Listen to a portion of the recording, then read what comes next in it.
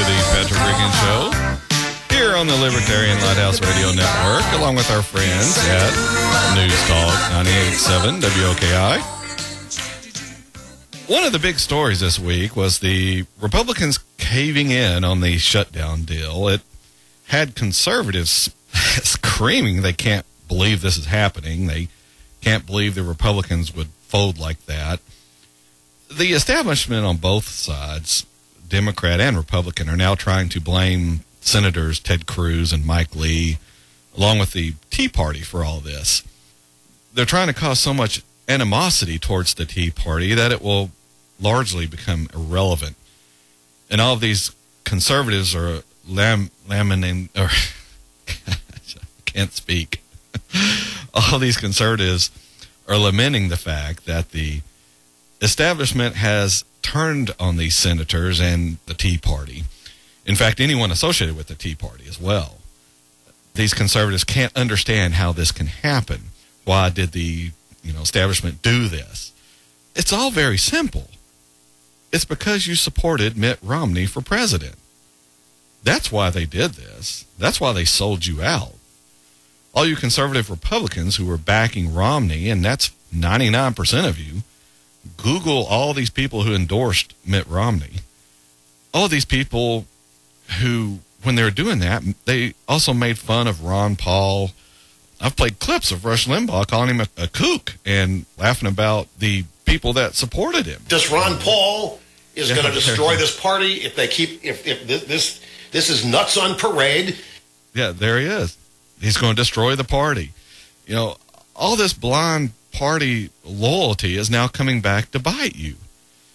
When the establishment and the Republican Party sees that you'll support a liberal, and yes, Mitt is a liberal, for goodness sakes, a big part of Obamacare is based on his Romney care in Massachusetts. So when the establishment sees that you'll support a liberal running for the Republican presidential ticket, they aren't real worried about betraying you in Washington. It's all about getting our guy into office. Yeah, that's what's important. Never mind this guy doesn't agree with 90% of Americans. He's a Republican, so that's who we need. Even Ann Coulter's been running around promoting her new book saying it's all about winning. It's all about getting Republicans into office. Yeah, Ann, a lot of good that's doing in the Senate, isn't it? Of course, she doesn't even agree with the more libertarian side of the party anyway. Go back through our archives on YouTube.com and you'll find what I've addressed, both her and Rush, about their fake American values. In fact, if I check on it real quick, let's see. Yeah, here it is. YouTube.com/Patrick Regan Show, March 24th, 2013. Title of the show, Rush Limbaugh and Ann Coulter on Freedom. You can go back and check that out after this show. Don't go now. Listen to this show, then go. So, yes, conservatives who supported Mitt Romney are to blame for their leader's betrayal. These same people are the ones who screwed over the Ron Paul supporters at the state and national conventions. Again, I had the clips from those as well. Go back through the archives. Sometime early, mid, late, something like that, August 2012. The lesson is you support these people who are moderate and liberal, then don't be surprised when they act that way. You supported them. You must agree with them.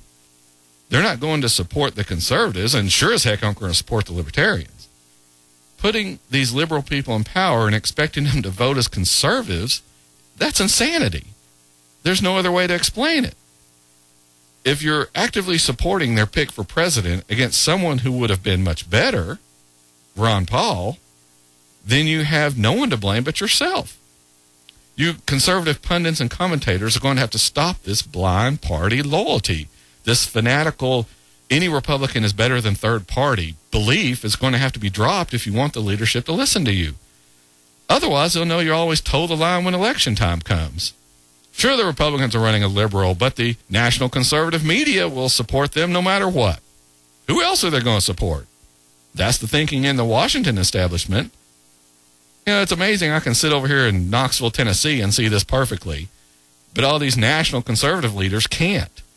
With all their inside information, with all their resources, this small but growing show sees their party better than they can see it themselves. I guess it's because I don't have blind party loyalty. I made a speech while back to the local Libertarian Party meeting and told them, I don't trust any party, not even theirs.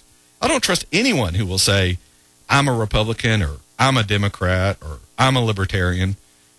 I trust people who say, I'm not for any party. I'm for us, the citizens of this country.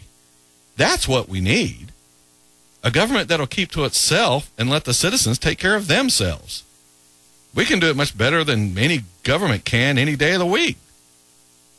Besides, what's a political party anyway except a glorified union? We, the employees of these, or employers of these people, and I like to remind you about that as much as I can, you're the employer, and these people in government are our employees. We hire them, we pay them, thus we're the employer and they're the employees.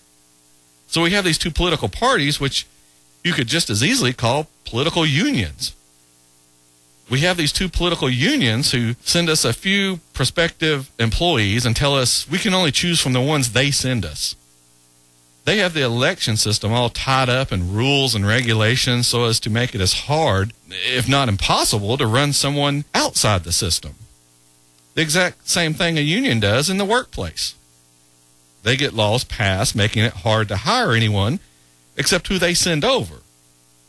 And if you try to run someone for office from outside the political union system, you're met with violence, just like a workplace union. Witness what the Ron Paul supporters went through at some of the state conventions during the last presidential election. In a few cases, they were physically attacked by the Republican union thugs. So we have these two political unions being run by the bosses back in Washington, and they'll only allow people to be nominated with whom they agree. The people who will give them their kickback in the form of voting the way they're told. So just like a business that's hobbled by unions, not working towards getting the best workers hired, but working to get the best connected workers hired, well, this same thing happens in these political unions. They work to get the best connected people hired, not necessarily the best qualified. The problem is we're having to suffer for it. If a union business turns out a shoddy or overpriced product, then we can choose to shop somewhere else. When we're hiring people in government, we don't have that luxury. We can't shop around. It's a monopoly. Just like having an unproductive and unqualified employee in our union business that's next to impossible to fire, same thing with our political union employees. We can't get them fired because they're already entrenched in the system. That's why the incumbent wins such a high percentage of re-elections. They're in good with the political union bosses who protect these people and help get them re-elected because they vote the correct way. They show deference to the political union leaders. They don't have to worry about what you think. The union machine will keep them in office because of the low voter turnouts at every election. That's what I've said over and over in the show. Your vote is never wasted. I covered it again just a few weeks ago.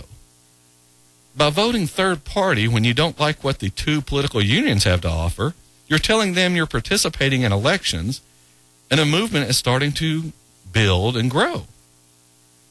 That their time of having our political system tied up between the union of Democrats and the union of Republicans, that's coming to a close. If we can de-unionize our political system, we'll get more and better candidates running. And that can only be a good thing. I'd like to see tons of people running for office. So many so that we have to have a runoff or two. That would demonstrate a high interest in what's going on in our government and show that people are willing to step in and make the changes needed. It would also pull the system away from the two political unions and open it up to anyone who wants to run.